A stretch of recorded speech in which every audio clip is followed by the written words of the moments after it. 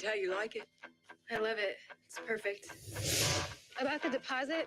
I'll agree to waive all the deposit stuff. You just give me the first month's down, we'll call it a day, all right? It's hard coming up with all that money, isn't it? It's gonna work out. You're not the one with $84 in no bank account and a check to write on Monday. You know what you should do? Hi. I'm calling in regards to the babysitter flyer posted outside my dorm. Tonight's big eclipse is now well underway. I feel a little weird just dropping you out here in the middle of wherever we are.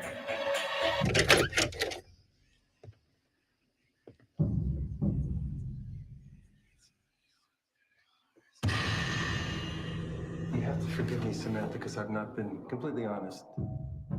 We're from the desert, you know. You see, we actually don't have a child.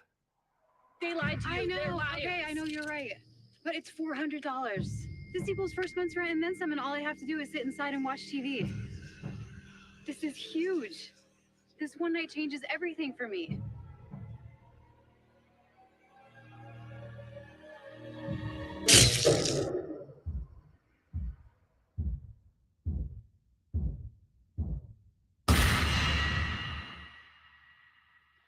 Here we go.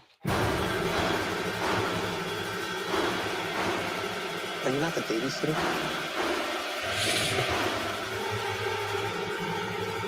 Oh my God! Talk to me, Lord. Talk to me.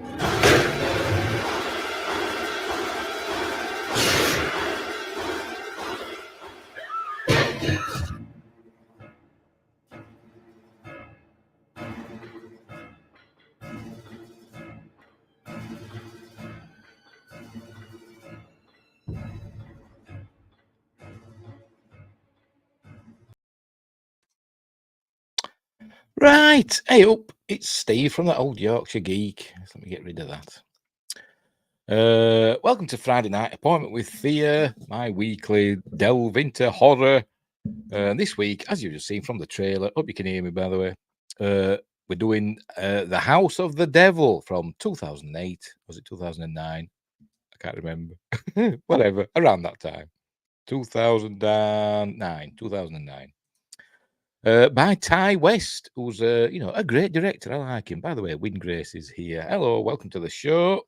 I don't remember giving them permission to make a movie about my house. Do you live in the house of the devil? This house could be said to be the house of, I don't know, spooky things used to happen quite a lot in this house, but they haven't done for quite a while.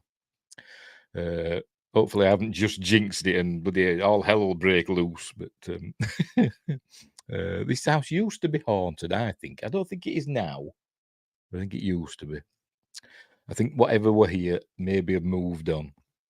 Because things have happened. We've heard things, we've seen things, things have moved, stuff like that. But that's by the by. We don't do satanic rituals. It's not that sort of a house of the devil. Anyway, so, right, House of the Devil, right, 2009. Written, directed, and edited by Ty West, who's, I suppose you could call him a young director. I don't know how old he is now, but he hasn't got a massive portfolio, but of the films he has done, they're all pretty good, to be completely honest. Let's have a look. Let's have a look at his filmography. House of the Devil was his fourth movie. His film before this was Cabin Fever 2, which I've seen, and it's not great. It's a sequel. I suppose he was a director for hire on that. But, it's fine.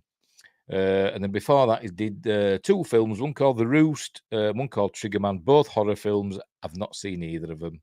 Then after this, he would go on to do The Innkeepers, which is an excellent ghost story, which I will probably do at some point in Friday Night Appointment with Fear. Then after that, he went to do The Sacrament, which is like a found footage film, kind of like based on the Jim Jones. Is it Jim Jones? The Kool-Aid thing, cult, Jonestown massacre, I suppose it was, about that. I suppose loosely based on that. Then after that, I did In a Valley of Violence, which is another really good film. It's a Western starring, what's his face? Ethan Hawke and other people. It's really good. And then his last few films are all kind of interconnected. He did X, which is about a group of, young people making, an adult movie, and then it all going wrong with murderous results. And then he did a prequel to that called Pearl, which I've not seen. And then he's got another one coming out called Max with triple XE, Maxine, which I don't know. Is that going to be another one in the? Oh yes, it is the third and final installment of the X trilogy. There we go. So that's not out yet though. Right. So a Twitter doc. What does that mean? I don't know. What else? It stars the House of the Devil stars Jocelyn Donahue, who I've not seen in anything else. Not that I've noticed anyway, but she's really good in this.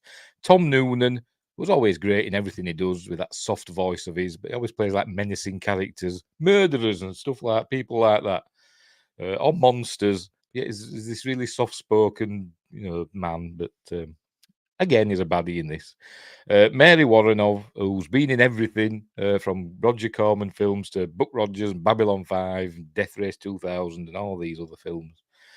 And this film may be most notable for being the film that Greta Gerwig, yes, the writer and director of Barbie, gets a face blown off. Spoilers. And another 80s legend, 80s horror legend, I suppose you could say, is Dee Wallace is in this as the landlady. A brief part. They probably could only get her for a day. But anyway. Oh, X, Twitter. Yes, X, Twitter. I keep forgetting to call it X. Yeah. Even though it's got a big X. I can see it there on my screen next to me F. FX. Just realised that, FX. On my little sidebar there. What is it there? FX. Murder by Illusion. I've never seen that film. Starring Brian Brown, isn't it? And I've never seen it. Anyway. Right, what else? I don't know what budget was for this film. Oh, budget was $900,000, which is nothing, is it? But it didn't do well at the box office, apparently, making 100,000 just over at the box office. But I think it did well, on probably on the festival circuit, and it probably did well on home media and stuff like that. 'Cause it's got good good reviews and everything, and I think it's an award-winning film. Yes, it is. It's an award-winning film. Won the Scream Fest Horror Film Festival Award for Best Actress, Best Musical Score. It won for that. Sorry. Yes, it did. And Fangoria Chainsaw Awards were nominated there but didn't win. But and it won the Birmingham Sidewalk Moving Picture Festival for Best Feature Film in 2009. It won that. Never heard of it. Didn't win any Oscars. But it's a great film. Right, let's get on with it. Let's get on with it. By the way, before we start, don't forget, oh God, where are my fingers? There we go. Like and subscribe, share the videos, drop a comment, hit the notification bell if you're subscribed already. Join us in the live chat. Win Grace is here already. Hopefully, we'll be joined by others as we go on. We're live on YouTube. Just let me double check. I have checked already, but just make sure we're still going. We're live on YouTube. We are live on Rumble this time. It didn't work on Wednesday for some reason for me live news stream, but it's working today. I don't know why it didn't work on Wednesday. And we're live on Twitch. Right, so what else? I'm also on Facebook, X, and Instagram. So you can drop me a message or whatever there. Hashtag, whatever the kids do these days. Links in the description for all that. Oh, by the way, there's the DVD of the film. I haven't got the Blu-ray. I looked for it, but it was really expensive. And I thought, I'm not paying all that. So I got the DVD instead, which is, fair enough. And it's got some nice special features, commentaries and stuff like that. Also, links in the description for my 2 books. Mercury Rapids, light-hearted sci-fi action adventure about UFOs and stuff, and Silent Predator, short horror novella about big cats eating people in North Yorkshire. One's a big thick book, one's a little thin book. It's all just a bit of fun. I know for a fact that Wingrace has got a copy of them, but he's not said anything, so he probably thinks they're rubbish, which they are. It's just a bit of fun. He's probably not even read them. Gone in the bin. Right, so let's get this film up. Right, so off we go. Let's full screen this baby, and then I will make myself titchy tiny in the corner. Nobody puts Steve in a corner except me. Right, off we go. Have I muted it? So let me double check, make sure I've muted it. No, I hadn't. There we go. We have now. Right, so let's see if we're going. See if we're going. Yes, we go. There we go. MPI Media Group. Right. So that's nothing to do with the film. That's another company logo, and I think we get another one. There we go. Glass Eye Picks. I think that might be Ty West's own company. I could be wrong. I don't know. Right, we get some text. During the 1980s, over 70% of American adults believed in the existence of abusive satanic cults. Hang on. Grace says, I'm actually thinking of reading them around Halloween time. All right, fair enough. Fair enough. Thank you. Don't expect much. It's me after all. Another 30% rationalised the lack of evidence due to government cover-ups. So, like, there's no, like, don't knows. It's like 70 and 30. There's no in-between, is there?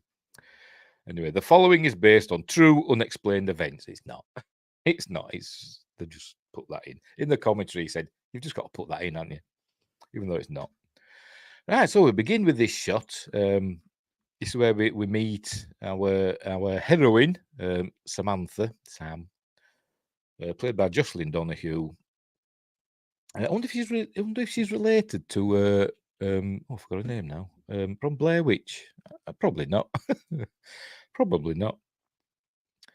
Let's have a look. You know what I mean. You know what I mean. Let me just check before we continue.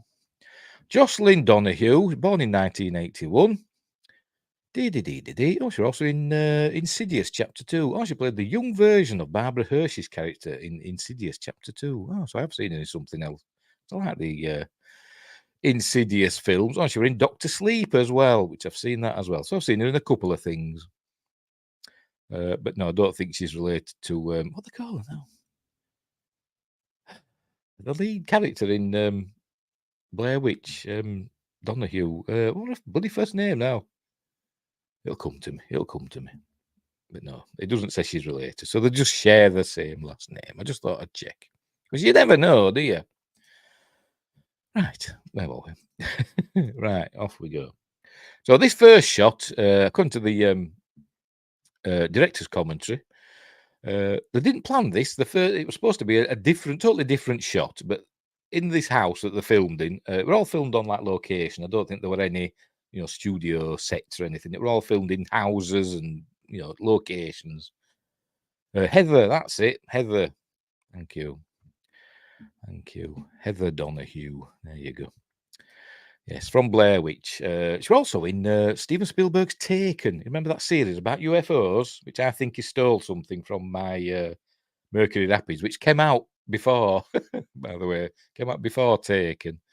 And I've got a bit where it shows a UFO, a triangular UFO being lifted by, like Chinook helicopters, those twin blade helicopters.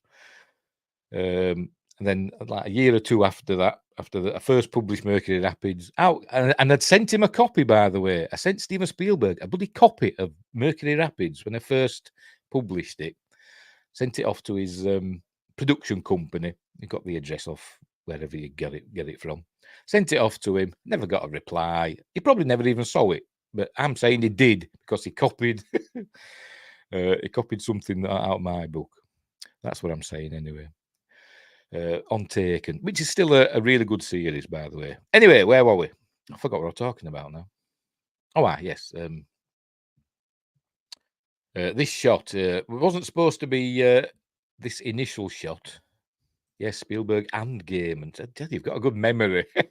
Remembering my Doctor Who moans about Gaiman stealing my stories as well. And we'll round it off with a J.J. Abrams, shall we? Because before Star Trek 2009 came out, a good year and a half at least, maybe two, on an internet forum, I did like a little thing about how I'd like the next Star Trek film, because I think there were rumours that there were going to be another Star Trek film. How I would like the next Star Trek film to be, and I wrote this like an outline for what I'd like it to be. I've got it somewhere, in a text file, and in that I had a time traveling Romulan in it, and called Neral. I think we've had a Neral actually in Star Trek, haven't we? So I'd probably change that, but then a couple of years later, J.J. Abrams' Star Trek comes out with a time traveling Romulan called Nero. So there you go. So I'm blaming, so you can have Spielberg and Gaiman and J.J. Abrams to my list. People on my list. I'm like Chris Jericho, I've got a list. And they're on it. Yes, oh bye. Anyway, back to this film. Right, off we go. Again, this opening shot, it wasn't supposed to be like this. I don't know what it was supposed to be. But he said, in this house that they were filming, it was just setting up shots and stuff like that. And then he noticed how he could stand in this room here in the foreground and look through all the two doors through the window at the end. I don't know why that curtain's, you'd think he'd pull that curtain open a little bit, but never mind. Because he liked how you could look all the way through the house. So he liked that. So but anyway, we get to see Sam looking out this window, and then we hear Dee Wallace's voice, who obviously is famous for The Howling and Cujo and other films, which elude me off the top of my head. E.T. obviously. So he had Dee Wallace. Like I say, he likes his 80s, getting his 80s stars in. Because in The Innkeepers, he has Kelly McGillis in that film as well. So. Anyway, so we hear Dee Wallace's voice, and then there you go. That's what she says. I can tell you like it. So Dee Wallace is the landlady of this house, and Sam. I forgot her name for her character's full names. Let me just check. Where are we? Sam. Oh, don't say there. Typical. Samantha Hughes. There we go. Sam Hughes. Not that it matters. She's wanting to rent this house. I don't know where she's going to get the money from, because she's going to struggle to get the first month's rent. Never mind the deposit. She's lucky that Dee Wallace's character, who's just known as the landlady, she doesn't have a name, decides to do away with the deposit and just says, "Give me the first month's rent up front." And there you go. So she says you can have the house. She's got a gut feeling about her. And off they go. By the way, it's supposed to be set in the, I think, early to mid 80s. I think it's before 1985, I think. We're not told exactly, but it's supposed to be, early 80s. So there's no mobile phones, cell phones, or anything like that in this.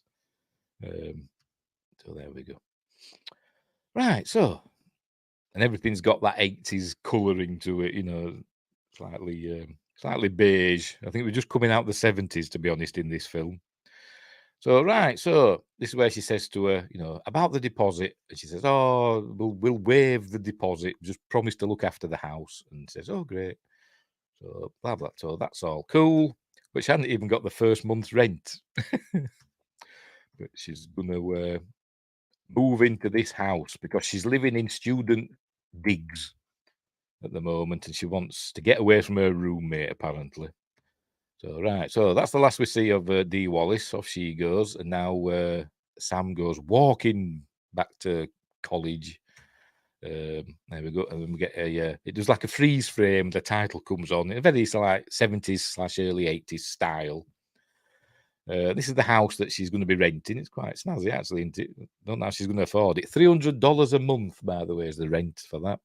I don't imagine what it'd be these days, but he wanted it because it was next to this church, the Ty West. He says he found this church with his house next to it. Thought, I've got to have that because it looks cool.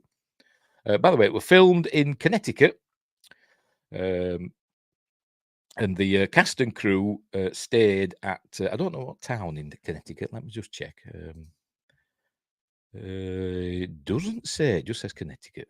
I don't think he said what town it was filmed in the director's commentary. But they stayed at, the cast and crew stayed at the famous Yankee Peddler Inn, which is in Torrington, Connecticut. which sadly it's now closed down. There is another Yankee Peddler in another town in, I think, in Rhode Island, but the famous Yankee Peddler is in Torrington, Connecticut. So maybe it was filmed there. I don't know, but spooky goings on happened for them, and there are these stories about the Yankee Peddler Inn being haunted. That inspired Ty West to do his next film. The next film was filmed at the Yankee Peddler. At least parts of it were. I think some of it were in studios, but parts of it were filmed at the actual Yankee Peddler Inn, or a good chunk of it. But that's for another day. Oh dear! All right, here comes Joshua Kanapke's here. Yay!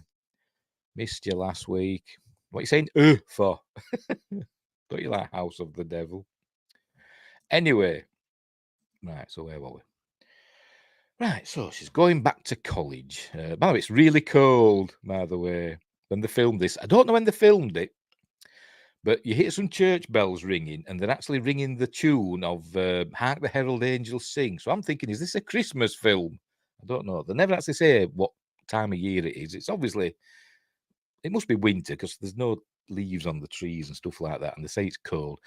And then he goes to a shop where there's like leaves on these trees, but there's none in the background. Look, it's obviously in winter. So I'm saying it's a Christmas film now. Yes, and there was much rejoicing because it's Christmas. She's getting a new house for Christmas. So she's on the way back. There you go.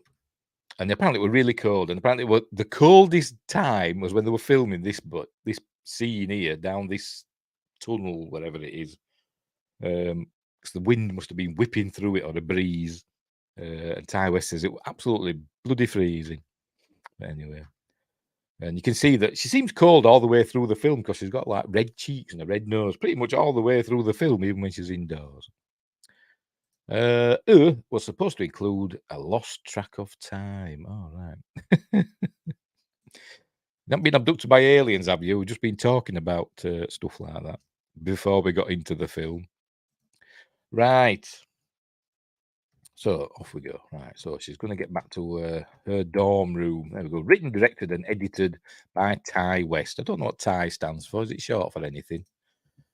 Have a look. Does it say Timon? Oh, I'm going to say like Timothy or something like that, but it's Timon C. West. So, AKA Ty. And he's 42 now, born in 1980. Oh, these young'uns. These young'uns. Right. Blank screen. So, right, we're back on. So, she's in, coming into her, I think it's her dorm room. Yeah, she goes up to it, sees a sock on the door, which is obviously a, do not disturb. And her roommate's in there doing the dirty with her boyfriend. So she says, come on, it's morning, I want to get in. But she doesn't. There you go. And she knocks on the door, then walks off. So then she's sulking a bit. So she walks past this. There we go. We'll pause it there. She walks past this notice board, and as you see it there. There's an eclipse about to happen. Eclipse viewing with the Astronomy Society. You can't just make it out there at the edge of the screen. See my mouse pointer. Why ain't my mouse pointer working? StreamYards has done. Oh, it's there. I've just seen it. StreamYards, I think they've done an update. It's slightly changed, and I expect weird things to happen. But there's going to be a lunar eclipse, not a solar eclipse. There's going to be a lunar eclipse that night at midnight, and so that plays a part in the film. That's when the moon passes through the Earth's shadow. But as you can see, and there's more, lunar eclipse posters. Somebody's cat's missing. I don't know if that's got anything to do with the film. I think this is one of the crew with his cat. Another telescope there. More about astronomy. It's all astronomy in it on this. Another one that's actually showing a solar eclipse. That for some reason, I don't know why they're showing that. But anyway, the thing we want to see is that in the middle, it's babysitter with a dollar sign needed. So she notices that. Joshua says, strange happenstance abound. Yes, they do. She notices that. She goes back and tears off one of the phone numbers. There you go. She goes to a telephone, a public payphone, which apparently, see if I can get another shot of it. There you go. I don't know where they got it from. Some company that rents out stuff like this to films. But apparently, it just had a big black bar there. Where that blue is there. It was just all black. And Tyler says, "That's too black. We need some colour in there." So the production designer designed this little logo with eyes for some reason. I don't know why it had eyes. But anyway, so she phones the number, and we hear Tom Noonan's voice, and she's phoning about the babysitting job. He says, "Okay, I can meet you outside the administrator's office or whatever, a public place." She says, "What now?" And he says, "Yes," and then they hang up. So off she goes. She goes and does something. Oh no, that was it. So I'm ahead of myself. She got through to an answering machine, and she gave a number, but not the number for this payphone. She gave a number for her dorm room. But as she's walking away, it rings and it's Tom Noonan at the end. And that's when he says, "I'll meet you at the outside the administrator's office," or whatever. He says, "How did you get this number?" But he didn't say. But is it star 69 in America where you can get the number? Did they do that in the 80s? I don't know. It's not that here. It's is it 1471 in the UK? If you want to know somebody's number who's just phoned you, you hit 1471. But it's star 69 in America, isn't it? Anyway, so she's talking to Tom Noonan. So she's outside. What was that? Yeah, student affairs office. That's it. So she's to go out and meet him there. So she goes back to her dorm room. The sock's gone. She goes in, and not sure where this was filmed. He said, but I can't remember. But the wherever this was filmed, I can't remember where they said it was filmed. I think it might have. I don't think it was the Yankee Peddler. I think it was somewhere. It might have been in a church or somewhere like that. Because they were using a church for like storage and stuff like that. Obviously, they got permission to just use it. But he says that they had like an infestation of ladybirds or ladybugs, as you call them over there. So there were loads of them. They had to get rid of them. They were all over the walls and everything. And they said you might see one, on the walls, but I've not spotted any. So anyway, so she's in her dorm room, and there's her roommate with her boyfriend, and she'll go in getting some things and going out again. I don't know. She puts something in this little thingy. I don't know if it's to do with her moving house or if it's something for college work. I've no idea. It doesn't tell us. But right, so she goes to wait outside there. We go to the student affairs office. She's waiting on the steps, waiting for Tom Noonan to arrive, listening to her Walkman with the cassette thing, obviously, a cassette Walkman. I never had a Sony Walkman, couldn't afford one. I think mine was a Toshiba, but it was cool. Back in the day, so she's waiting, people are coming out, and she's there for ages, but the shadows don't really move, do they? So she's in there for that long. If you notice, the shadows don't move; they're all the same. But she's supposed to be in there for a while, but obviously she hasn't been. But anyway, and he doesn't turn up. He stands her up. He doesn't turn up. There's Tom Noonan, so she thinks, "Oh well, that's a bust." So then she goes to the cafe that's having an eclipse pie. This is where we meet Greta Gerwig eating pizza.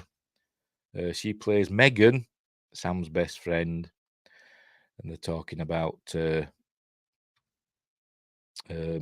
she's getting this house and she doesn't know where she's going to get the money from. Blah blah blah. She's got $84 in her bank account, so I don't know why she decided to go and rent a $300 a month house. But anyway, as you can see, it's cause her red cheeks and nose are all red. So this is where we learn that she's obviously told Megan that Mr. Ullman is called stood her up. So she's saying, "Oh well, never mind." She's not happy with the pizza, which is foreshadowing what happens later on with some pizza. But anyway, apparently she's from a wealthy family because she says, if you have trouble with the money, she'll call her dad. But she said, "No, it'll be fine." But anyway, they finish talking here. They do some girly talk and all that stuff that we're not interested in. Why? Megan suggests that they go around and rip all the babysitter things that he'd put round campus, all the flyers, rip all them down. But there you go. She says, no, I just want to forget it. Right, so off they go. Where's she going now? Oh, going back to her dorm room. And, a roommate's got a name. I don't know what it is. It doesn't say there. It just says roommate. She has got a name because she says, no, it didn't say, is it in here? Doesn't say, just says roommate, but she does have a name and I can't remember what it is. Never mind. But there she is, and she's just chilling, thinking, well, I'm never going to get this house. But her roommate's snoring her head off. By the way, the boyfriend's buggered off. So Sam gets back up as he goes into the girls' bathroom and turns on all the taps. Maybe she just wants to hear some white noise. I don't know. She goes and sits in one of the stalls, and she's always going to the toilet and not doing things. Well, she does it twice. Goes to the toilet and doesn't do anything on the toilet. Does it twice in this film. But anyway, she's listening to she's obviously worrying about what she's done. Oh no, blah blah blah. She's obviously upset. So she goes back, flops down on her bed again, and then she wakes up as the roommate and says, "Oh, somebody phoned for you. Some dude phoned. I've left his number on your table. She's got to go. There you go. She's got to phone him back up. So there you go. She phoned him back up. He apologises, said everything got a bit hectic. There you go. It was a catastrophe. That's why, he didn't turn up. But he's still interested in, employing her for the night as a babysitter. So he gives her the address. It's $100 he's offering, by the way, at first. Double what he'd normally pay, $100. There's the moon entering the Earth's shadow. So Megan is giving her a lift. Megan's got a Volvo, which is another kind of a plot point, but not really. There's an interesting story about the Volvo, but we'll get to that in a bit.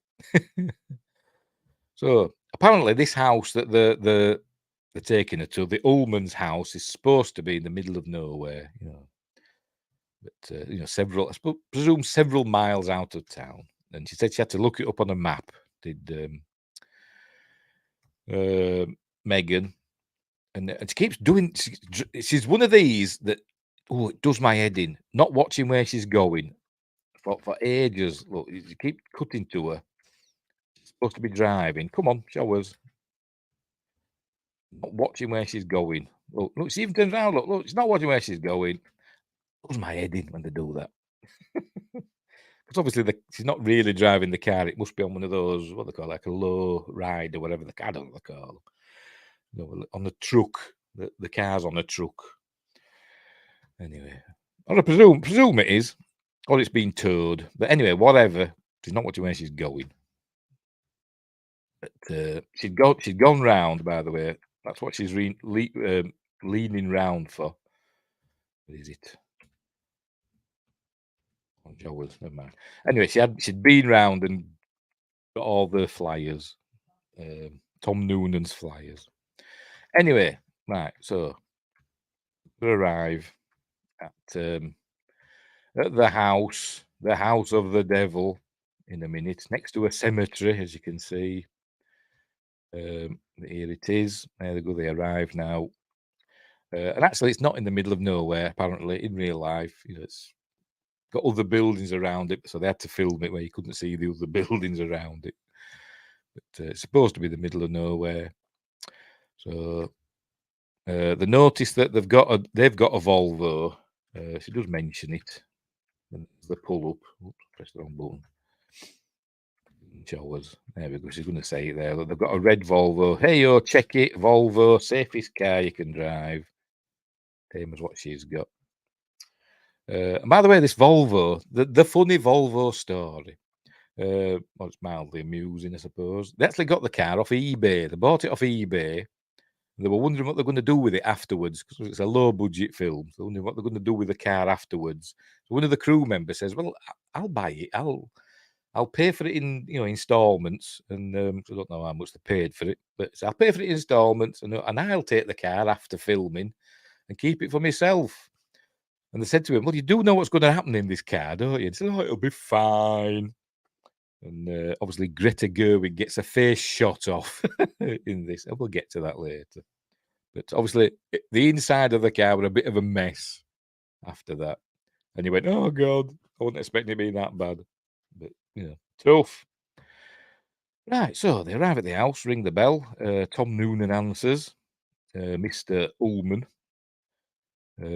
So they go in, and he's not happy to see Megan with her.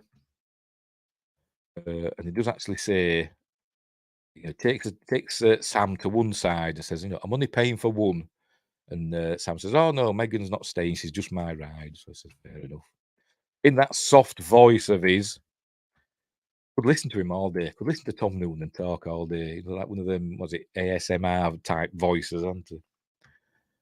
Anyway, so they're talking about the eclipse and stuff like that. So that's why she's asking, "Are you an astronomer?" And apparently this town is supposed to be one of the best places to view the eclipse. It must be in the centre of the eclipse, but I don't know. So this is where he tells her that he's only paying for one. So she said, "There you go, she's just my ride." So fair enough. But then he owns up to is not being entirely forthcoming. It's not really a babysitter they're wanting. They're wanting a sitter for his wife's mother. And they've tried to get sitters, and when he's trying advertising, of like elderly care and stuff like that, and all that, but nobody wants to do it. Nobody wants to look after an elderly woman, apparently. So he put babysitter to see if that got any interest. Meanwhile, Greta Gerwig's eating the sweets out the bowl, which I think what a ad-libbed scene. I think they just pointed the camera at her and just says, "Well, just do something." So she started eating the sweets out the bowl. There you go. Yes, nobody wants to change old lady diapers. Yeah. Wants to change baby diapers. And mind old lady had enough of that with him upstairs when he were little. Anyway, this is where he's telling her, sorry, that's wife's mother. So she's reticent now. She says, "Oh, I don't know. I've no experience in looking after elderly people." And then he says, "Well, you won't have to do anything. You just got to basically just there for emergencies." Also, tangent. I love Ty West, the innkeepers. Yes, it is. I mentioned that probably just before you joined us. I did mention it that the cast and crew had stayed at the Yankee Peddler while they were making this film. They all stayed at the Yankee Peddler, which inspired him to write and film the innkeepers, which we'll probably end up doing some point because it is a really good film. Right, where were we? So she's going to refuse, but then he says, "Oh, I'll pay you more. I'll pay you 200. So he gets some money out. You got another 100. So that's 200. And then he says, she's umming and ahhing. So he says, "Right, 300. He says, it's really important." And then she says 400. I thought, "You're getting greedy now. By the way, I'm not a huge fan of this character. She's supposed to be this, sweet, innocent girl, but, she's not the best babe house sitter in the world, but as we'll see. So he agrees on 400. And Megan's not happy about this. We see Megan, there we go, storming out. "What are you playing at?" she says, we agreed if it got weird, we were leaving. And she says, "But it's $400. That'll pay me first month's rent and with some left over." don't know what she's going to do for next month's rent, but that's by the by.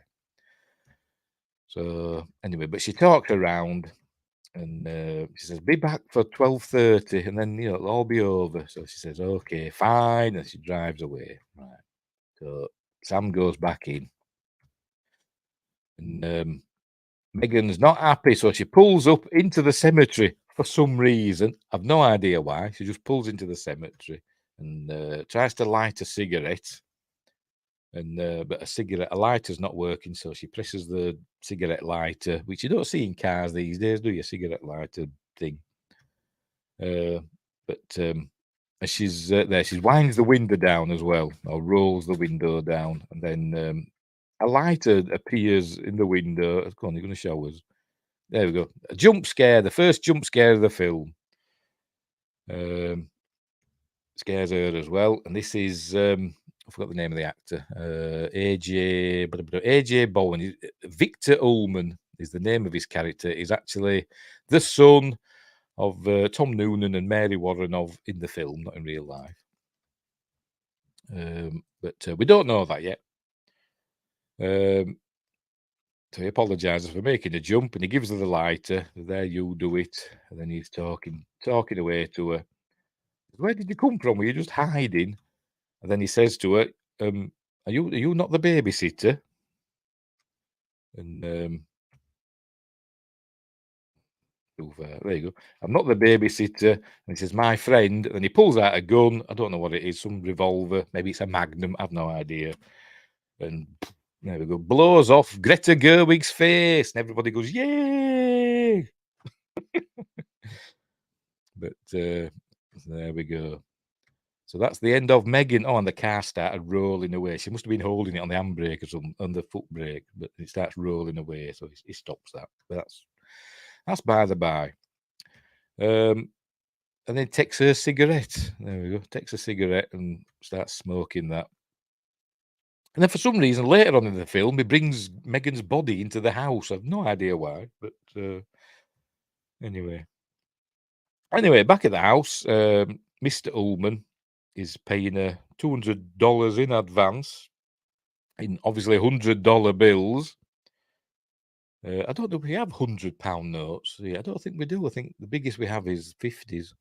And the only time I've seen a £50 note is when I got a loan from the bank once when I was very young to buy a car. That's the only time I've seen £50 notes. Anyway, so he gives her $200 and 20 to get pizza, which is another plot point, which is important. There you go, a little more to get something to eat. Turns out it's a 20. I know you college kids love pizza, and he keeps telling her there's a number on the fridge to phone for a pizza. It's a good job she didn't know a place that she liked, and she phoned this other place. She just phoned the place on the fridge. Luckily for them, but not for her. So anyway, so he's telling her here that the mother, she can actually look after herself, and she's just there for emergencies. She's just got to be, what's the word? On the toes, basically. Alert. That's it. She's supposed to got to be alert. She's quite independent. There you go. But you need to be alert, which she's not. It gets me mad. But never mind. By the way, they put him this little birthmark on. That's obviously Tom Noonan doesn't have a birthmark like that, and so they did that just to give him a slight facial deformity. They were thinking of doing something more radical, but they thought, no, we'll just give him this little birthmark. I don't know what it's supposed to represent. I don't know, but if it's supposed to be any particular shape, I don't know. They didn't say, but it's just to give him a little bit of something. I don't know why. You think it'd be in the shape of a demon or something, wouldn't you? Or whatever. I don't know. I didn't. But anyway, right. So he says he's going to go upstairs to find his missus. There you go. They're talking about the number on the fridge. He tells her that about 3 or 4 times.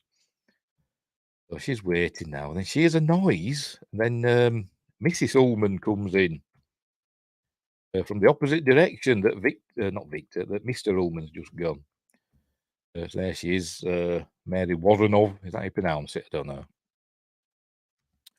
So there you go. And she says, "You're a godsend." And apparently the dialogue, the script, it's supposed to say, you're a lifesaver. But Mary Warrenoff said, you're a godsend. And then she said, oh, sorry, I've messed the line up. And Ty West said, no, that's actually better than what I wrote. So they kept it in, you're a godsend. So they have a little chat. And she's kind of like seducing her a bit, is Mary Warrenoff. Sorry, Mrs. Ullman. Like seducing her a little bit and playing with her hair and all that. Say she's pretty and all that. And all the boys must love you. And Mr. Ullman returns. So they set off. We'd heard him speaking to somebody upstairs, by the way, saying, you know, she's perfect and everything will go as planned and all that. We know by the end of the film what those plans were. So off they go to wherever they're supposed to be going. By the way, he says, here's the number for where we'll be. So she puts that in her pocket. Then just as he's going, he says, oh, by the way, the pizza on the fridge. And anyway, so she goes as a wander around the house. We see there's a harpsichord there, which actually it was in the house where they filmed this. The house that they filmed in, I think it's the same that we see on the exteriors. I think it's the same house. But they're saying it was actually just a pretty normal house inside, apart from having a harpsichord. But the decor and everything looked pretty normal for a modern, modern day family house or whatever. So they had to go and change everything. And the owners of the house must be very accommodating, unless there's just a way for them to temporarily put wallpaper up. I don't know, but they put more like 80s style and all that old-fashioned stuff up, like cabinets and all that, dresses and all that. Not dresses what women wear, dresses with plates and stuff in that sort of dresses. Anyway, so they're going out to this red Volvo. As you can see in the background there, there's a like a camper van. But anyway, so she's watching them. So she has a wander around the house. There we can see the moon getting passing through the earth's shadows, about halfway now. Keeps showing us that. Right, she tries to phone Megan, but she keeps getting the answering machine, and she tries a couple of times. There you go. That's her phoning Megan, apologising if Megan's mad, but obviously she's not there because she's got no face anymore. So she's having a drinky. There's a wander around the house. She's phoning for pizza, I think now. There we go. He asks what the address is. There you go. I think it said 1717 East Beaumont, whatever that is. Is that the real address? I don't know. Oh, sorry, 7714 East Beaumont. Right, so she asks for a small pizza, a small pepperoni pizza. It says we only do medium and large. So he says, all right, I'll have a medium. And says, right, that'll be $8. See you in 30 minutes. There we go. All is not what it seems with that. Anyway. Right, so starts exploring the house. There we go. See, there's a billiard room. She plays the harpsichord for a bit. Plays that. I don't know what it's called. I can't remember.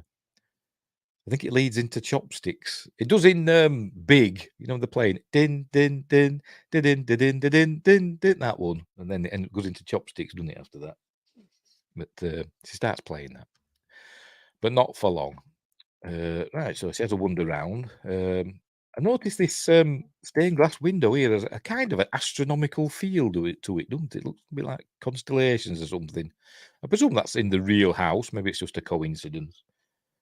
A coinky-dink. I don't know. But anyway, she's having a look round. Here she finds an office with a desk. She puts on some big George Burns style glasses. There they've got a goldfish. There you go, hello fish. Oh, then she finds a kid's room. Let's have a look.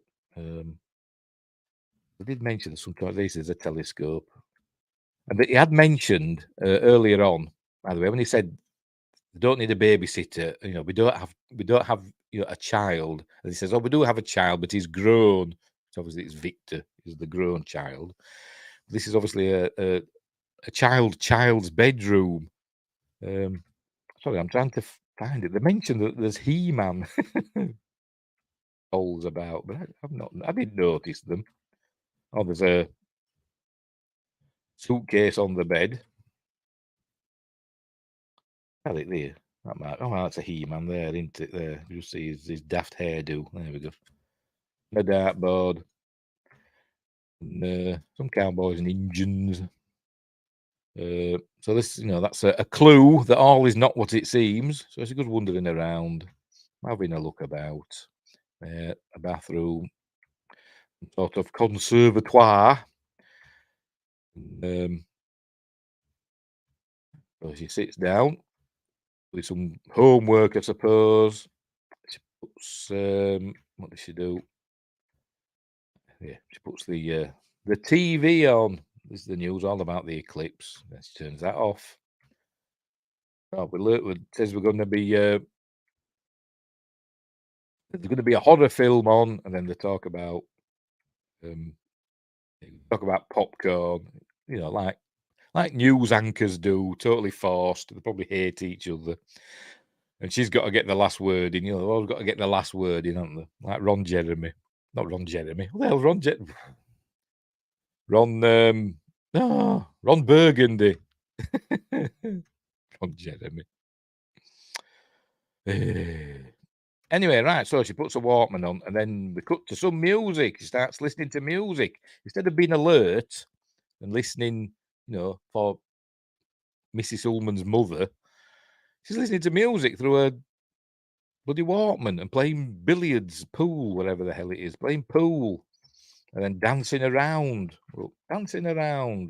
not being alert, but dancing away. By the way, she hated her jeans in this film, did the actress, Jocelyn.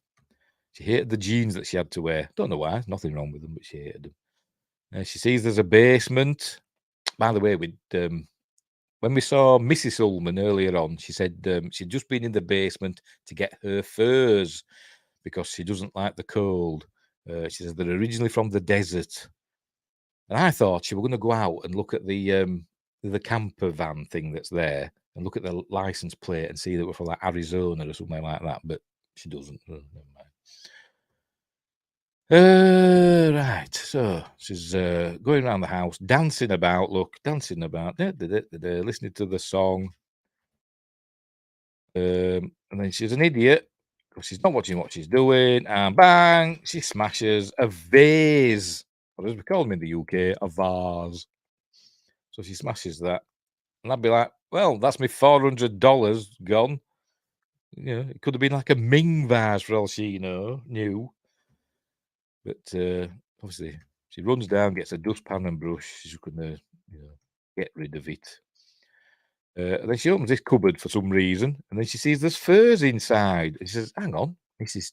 Ullman said the furs were in the basement." And then she finds a bin liner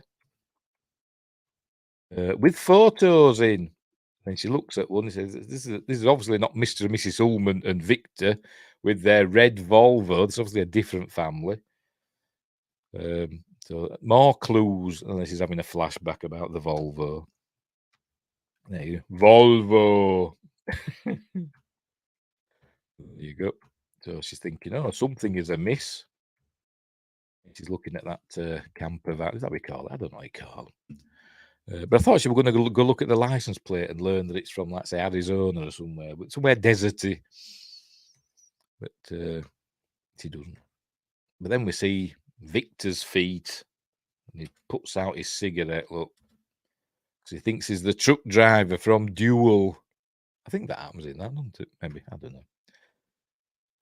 Right, so she goes on phones. I think she tries to phone Megan again, but there's still no answer, obviously. And then, oh no, it's not yet. It's not yet. What's she doing now? Oh, I think she gets a knife. Yeah, she goes and gets a knife for some reason. She's obviously suspicious now of what's going on. So she goes into the bathroom, and then she puts toilet paper on the bathroom seat, but then I think she just sits down. We don't see her pulling her jeans down anyway. Then we hear a noise, a thud or knocking or whatever from upstairs. So she opens the door again. I don't think she'd. But anyway, I don't know. It doesn't show her pulling her kecks up. So she goes to investigate where this noise is coming from. And then she says, Mrs. Ullman. But obviously, she won't be called Mrs. Ullman, would she?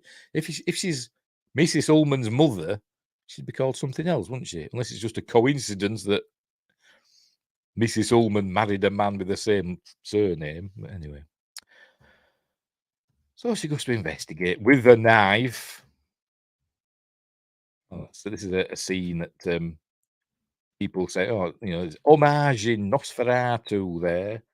And Ty West says, well, in hindsight, yes, but he says at the time, you know, it was accidental. It was just the way it was lit. The lighting man had put some lights at the bottom of the stairs, and it was just accidentally homaging Nosferatu. All right, so she goes and has a look round. She comes up to this door. I don't know why she's gone to that door in particular. Maybe I think she hears something behind it. Maybe I don't know. Is everything all right? But then we don't hear anything. But then we see what's in this room. What's in this room is like a pentagram with a dead kid with his hair cut off. We see what's happened to this hair and a big hole in his chest. So that they've sacrificed. This is obviously the family of the house. So is this reveal a bit too early? I don't know. How far into the film are we? Oh, well over halfway. A bit too early. But anyway, this is obviously the family that live in the house, or did until they were murdered by Tom Noonan and Mary Warrenoff and AJ, whatever his name is. There you go. And they've sacrificed the child. Because the devil worshippers. So she goes looking around. She goes up to the attic. And then she starts going up to the attic, and then the doorbell rings. So she comes running down. Grabs the pizza with a big knife in her hand, throws him the 20, says, keep the change. This was an $8 pizza. Wow. And then he says, thank you, ma'am. And then he goes, you see, it's Victor.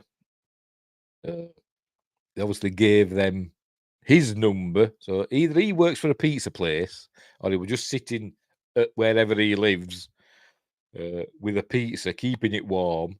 I don't know. But luckily, he had what pizza she wanted. Luckily, she didn't ask for something weird. But anyway, or maybe he just went to a pizza place and said, after she'd given his order, he went to an actual pizza place and got the pizza. I don't know. Does it matter? Right, so she dials 911 now. And no, at first she tries to dial the number that Tom Noonan had given her of where they're supposed to be, but the operator says, that number is not available, whatever. So it's not a real number they've given her. So then she dials 911, but then hangs up straight away. And there you go, that's her dialing 911. Good old rotary phone.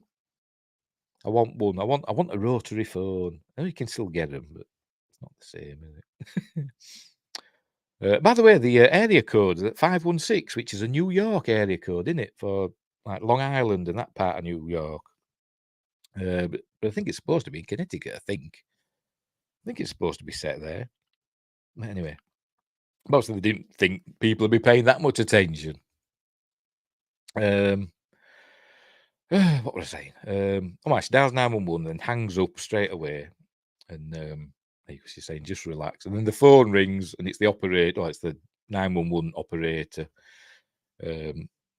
saying, is there something wrong? And she says, oh, no, I'm sorry. So they're all nice about it. So she goes and eats some of a pizza. She uses a big knife to cut it up, even though it's already cut up.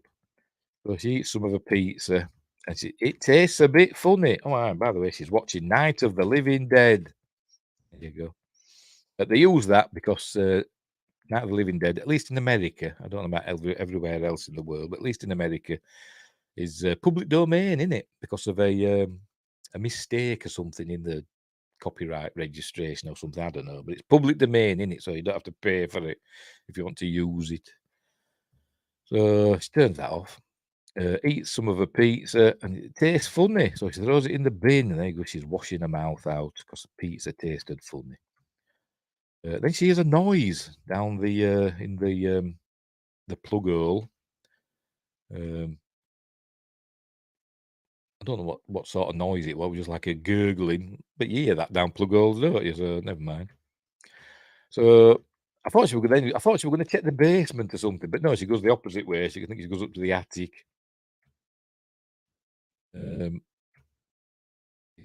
Bathroom. Oh, that's where we find the hair. Remember I said the little kid in the pentagram dead had his hair shaved off. This is where she finds it. It's in the bath. Look, maybe the doll had the hair shaved off because there's some different colours hair in there, isn't there? So they shaved the family's head. I don't know why, but they had. Doesn't explain it. But she's obviously thinking, it's only hair, for Christ's sake. Right, so she goes to check the attic, and she turns on the light. There's a light at the top of the stairs. Turns it on, and it fuses the lights in the house, or seems to. There's like a flash. So then she's obviously scared, but there's light from in that room, and we see something moving about. So she runs away because something bangs on the door. She runs away, and but then she starts feeling all peculiar. There you go. She passes out on the landing, and obviously the pizza was drugged, so they've knocked her out. So this is where the film kicks off now from here. So she wakes up. There we go. We see some flashing images, and she wakes up. She's in a pentagram now, tied up, gagged. They've changed her clothes. There you go. There's a lot of black screens because you're hearing like a heartbeat, and then it's boop, boop, boop, boop, boop, boop, boop. I'll show you. Not doing it now because I've done that, and doing like flash images and stuff. But as you see, she's tied up with loads of candles around her, and she's in the basement now. I was thinking she's up in the attic because she'd just been to the attic, hadn't she, and seen something moving about. And I thought, oh, she's in the attic now, but she's not. She's in the basement. So obviously, Mary Warrenoff were down there, probably drawing a chalk pentagram. So there they are. So they're there. So Mary Warrenoff and Tom Noonan arrive, and AJ Bowens. There he is. And these two, there's two of these that the demons. It says there's one called Demon and one called Blue Demon. I don't know why the Blue Demon's called Blue Demon. Ty West doesn't know why they're called that. He says he didn't. I don't think he gave them names in his script. But it says they saw it on IMDb, probably, when they were in development, the film, and the actors, he says, presumably the actors updated IMDb, and they called themselves Demon and Blue Demon. So he thought, fair enough, we'll use that in the actual film's credit. But I thought they were like witches or something like that, it's like deformed witches or something. But it says the demons, so anyway, whatever. So they're doing this ritual, and there you go, they're watching, and Tom Noonan's getting all, orgasmic. And there you go, they're drawing in blood on her. And they get this ram's head or whatever, and blood in it. There you go, they're drawing on her. And then they make her drink some of the blood, and she's writhing and screaming as much as she can because she's gagged, but starts writhing about. She breaks her bonds and escapes. So she gets up. Luckily for her, oh no, well, there was a knife there because one of the demons cut itself with a knife. I say herself because I think they're supposed to be women. That's why I thought they were witches. It's the demon's blood that it tries to get her to drink. So it picks up the knife and she stabs Victor Ullman, and she also stabs Mr. Ullman as well, and escapes. There we go. She falls over. She gets out of the basement. So it was in the basement. She runs upstairs and she slips on all this blood. They find Megan's there now. So for some reason, I presume it's Victor Ullman's, brought her into the house, all bloody. There you go. You see, it's in the background there. Hang on. There you go. That's Megan's body. We get a quick view of. There you go. Yummy. A raspberry jam of Greta Gerwig without. And there's a Greta Grunberg, whatever the bloody hell her name is. Greta Gerwig without a face. And there you go, Megan. So she gets up, she's running away, screaming. So I don't know what she goes back upstairs for. I thought she'd run outside, but she goes back upstairs for some reason. By the way, she'd poked him in the eye with a thumb or whatever. So he shoots her. He shoots her in the shoulder or whatever. So she's down. And, missed a bit. There you go. And as he's going in to shoot her again, yes, boo. Going in to shoot her again, she slashes with a knife, gets him in his throat. So he's bleeding out. There you go. So he's dying. So she runs off again as Mary Warrenoff comes upstairs. Oh, you've killed me, son. So she runs upstairs.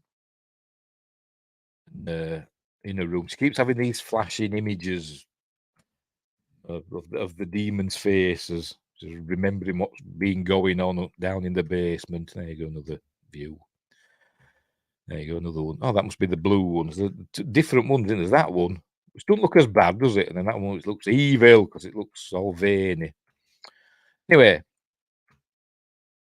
so Mary Warrenoff, Mrs. Ullman's gets hold of Sam and knocks her about a bit.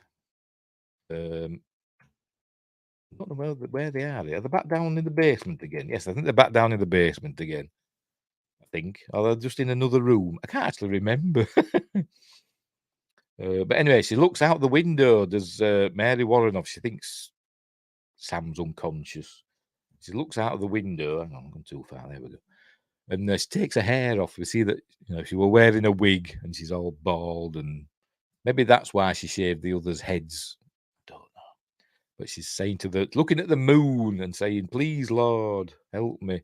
By the way, as they were doing the ritual down in the basement with all the blood and stuff, it was just as the moon was fully covered, fully in the Earth's shadow.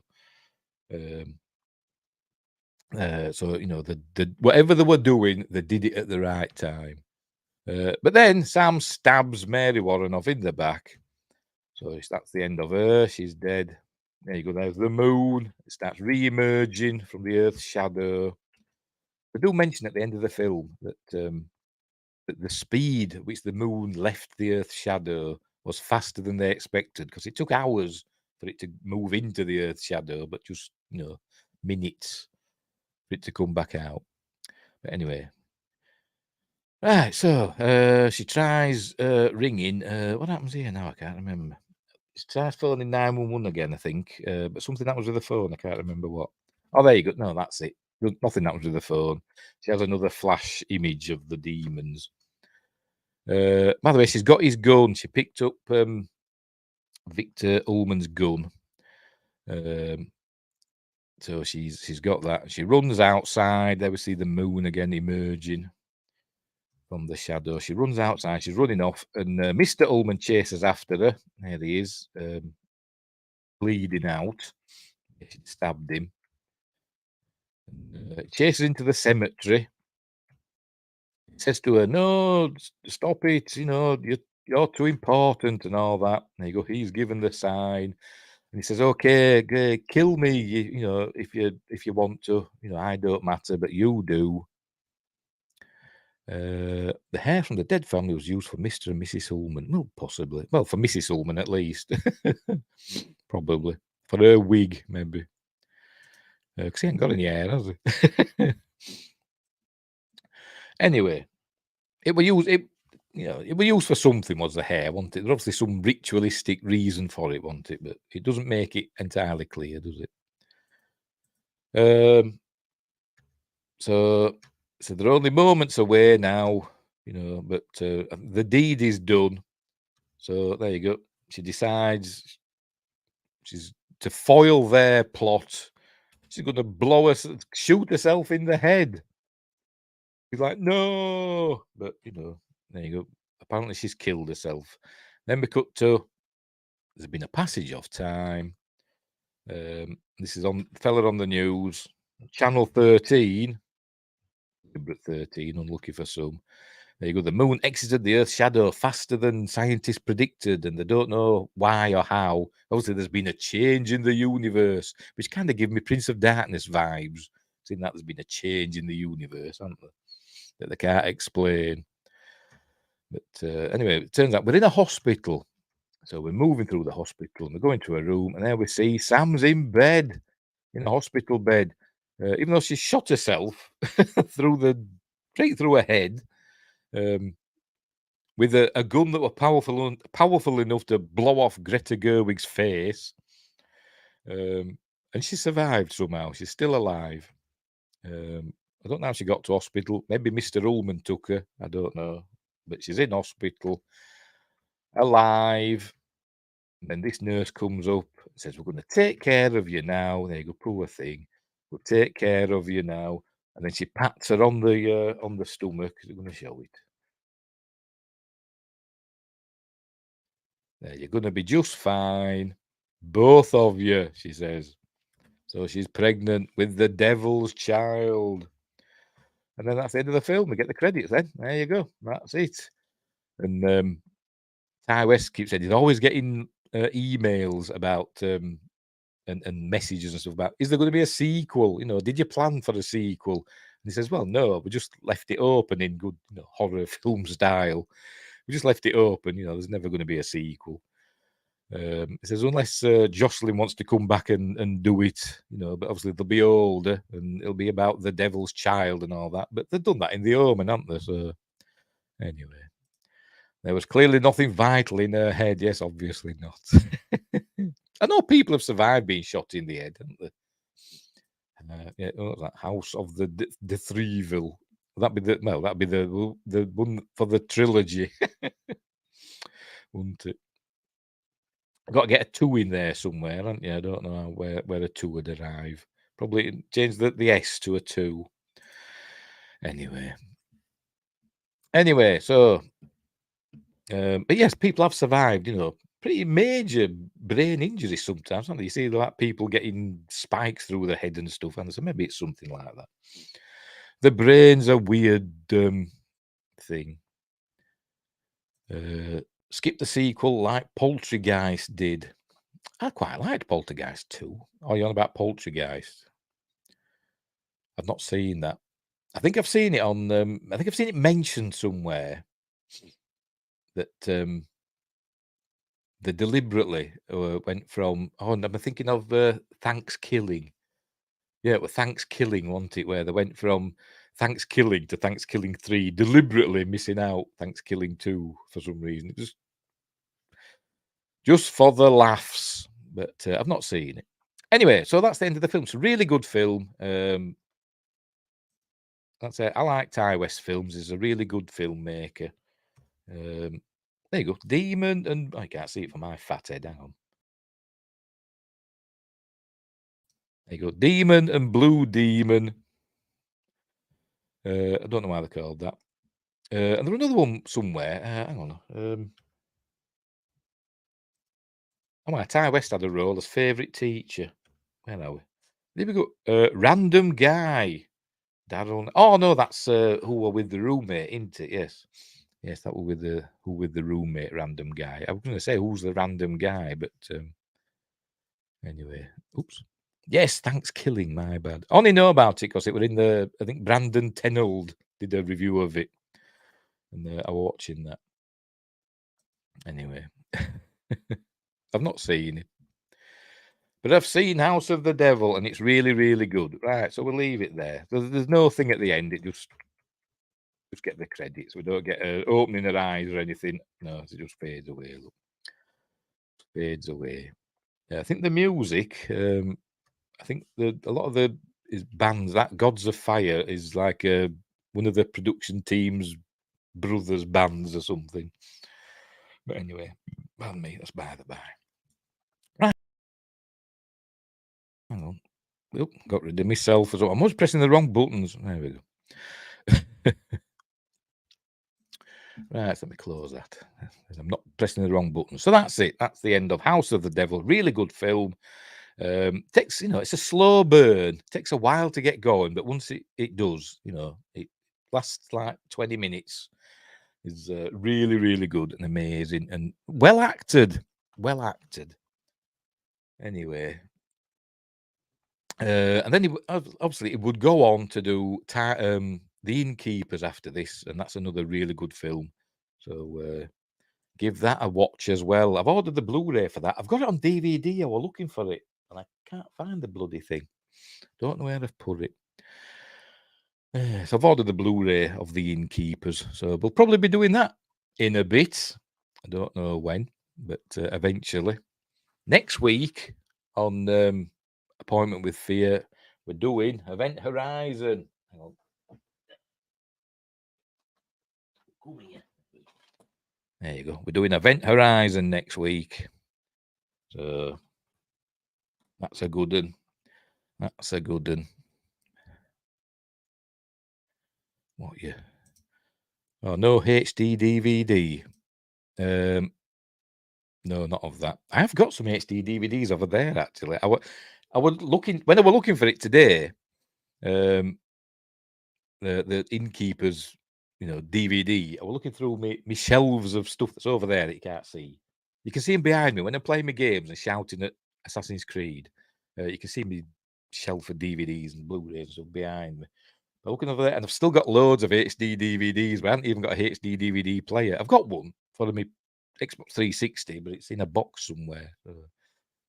I once tried it on the HD DVD player. I once tried it on my computer, and it did actually work. It could play HD DVDs through, like a DVD player thing, whatever. I think it was Cyberlink. It would play HD DVDs. But yes, I've still got loads over there. I didn't know I had that many. I thought I'd actually sold them.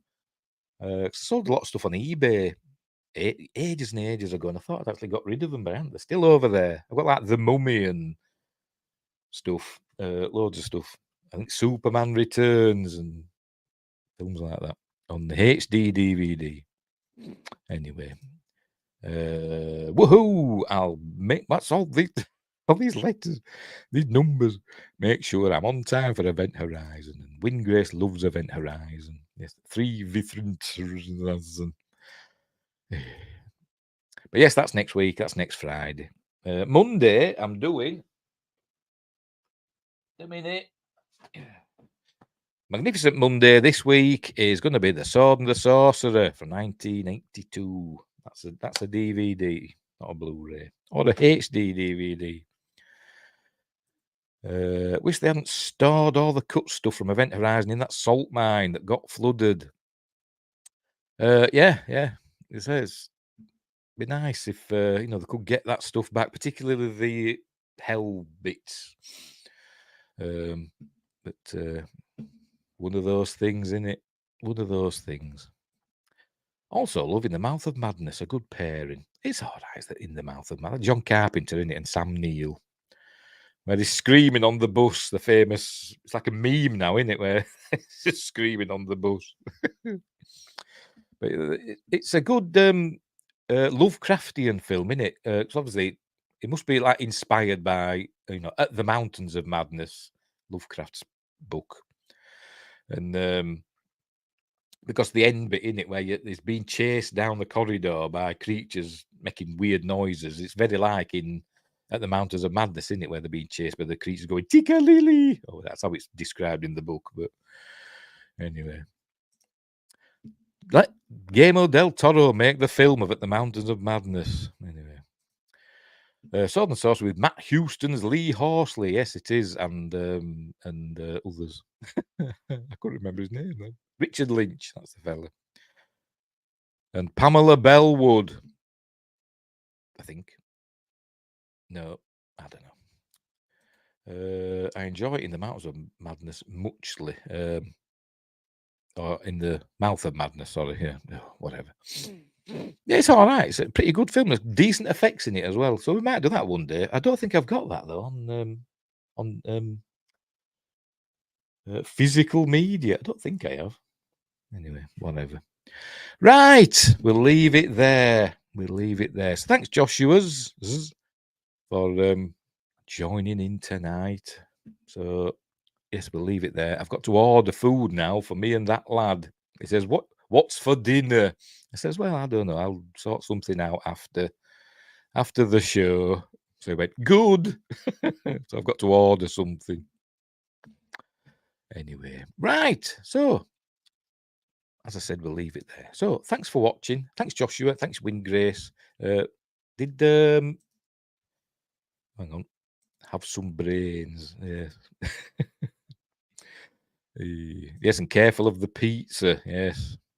I was thinking of actually getting a pizza. When I saw her eating that pepperoni pizza, I thought, well, I could just eat a pizza. But maybe I'll stay clear. I don't think we had Archmage Frey, that mysterious man from Twitch tonight, did we? No, we didn't. He must be having a night off. Right, so take care. Happy with the... Are y'all going to go out and watch Expendables next? Speaking of putting letters in numbers in words, Expendables. Oh dear. Merry Friday, yes. I think it's October soon, isn't it? And I think this October we've got a Friday the 13th and a Halloween. Obviously, we get Halloween every year in October, but we've got a Friday the 13th, I think, haven't we? I think. Anyway, that's by the by.